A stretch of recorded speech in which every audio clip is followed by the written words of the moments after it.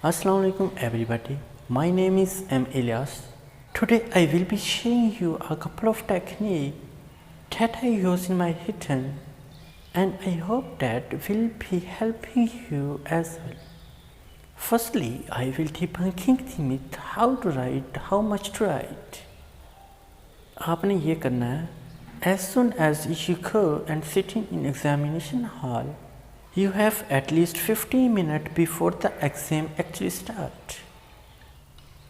Exam day जब आप कमरा इम्तिहान के अंदर दाखिल होंगे तो आपके पास शीट्स डिवीजन्स तक 15 मिनट आपके पास मौजूद होते हैं। उन 15 मिनट में आपने क्या करना है? What can you do is on the right side of the paper on all the 25 sheets. Firstly, you should draw margins. Margins आपके इतने ज़्यादा इम्पोर्टेंट होते हैं क्योंकि take neatness to your paper. It was a first suggestion for you. Secondly, it's very important for you. It's imagination. What's imagination? You imagine how much you write. थोड़ा सा आपको अपने आइडियाज़ के लिए स्पेसिफिकली टॉकिंग अबाउट द ऐसे paper, इसमें आप क्या कर सकते हैं? In the very first line आप अपनी हैंड राइटिंग को थोड़ा सा मॉडरेट ले आएंगे। It should be to write and to small. Try to write first line के अंदर 6 to 7 words, not more than that overall. जब आप 6 to 7 वर्ड्स लिखने की प्रैक्टिस स्टार्ट कर देंगे तो सारे पेजेस पर आपकी वही वर्ड लिमिट आएगी। इससे ये होगा कि in the end you can sort of have rough estimate about the words, how many words you paste and how many pages you written. Secondly, another issue has student face while attempting the paper. They don't know sequence of question. बहुत से ऐसे students होते हैं जिनको paper के अंदर question sequence के बारे में बहुत सी प्रॉब्लम को फेस करना पड़ता है, तो उनको क्वेश्चन को सीक्वेंस को तरतीब देना ही नहीं आता। क्वेश्चन किस क्वेश्चन को फर्स्टली अटैम्प्ट करेंगे, सेकंडली कौन सा क्वेश्चन अटैम्प्ट किया जाएगा, थर्ड क्वेश्चन किसको हमने अटैम्प्ट करना है। तो इस तरह की प्रॉब्लम्स जो होती हैं वो स्टूडेंट्स के पेपर्स के लिए एक बहुत बड़ा प्रॉब्लम क्रिएट कर देती है। तो वहाँ पे स्टूडेंट्स को मार्क्स के अंदर बहुत बड़ी प्रॉब्लम फेस करना पड़ती है। तो हमने यहाँ पे क्या करना है?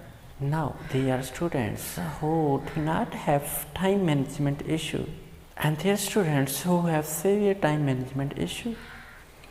For those who do not have time management issue, I would suggest you as first attempting question. सबसे पहले इसमें फर्स्ट बेस्ट क्वेश्चन को अटैम्प्ट किया जाता है। फर्स्ट बेस्ट जब आप अटैम्प्ट कर लेंगे उसके बाद आपका जो सेकंड बेस्ट क्वेश्चन होगा आपको सेकंडली उसको अटैम्प्ट करेंगे। उसके बाद आपका जो थर्ड बेस्ट क्वेश्चन होगा उसमें आपने थर्ड क्वेश्चन को आपने अटैम्प्ट करना है।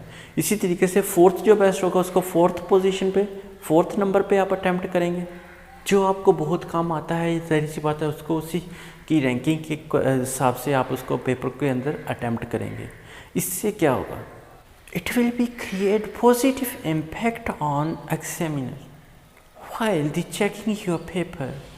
On the other hand, who students do not have and who has severe time management issue, तो उनके लिए भी मेरी जो फर्स्ट सजेशन है वो बिल्कुल सेम है। वो किस तरीके से सेम है? First they want the now best and next second best question and the third best question and the last best question.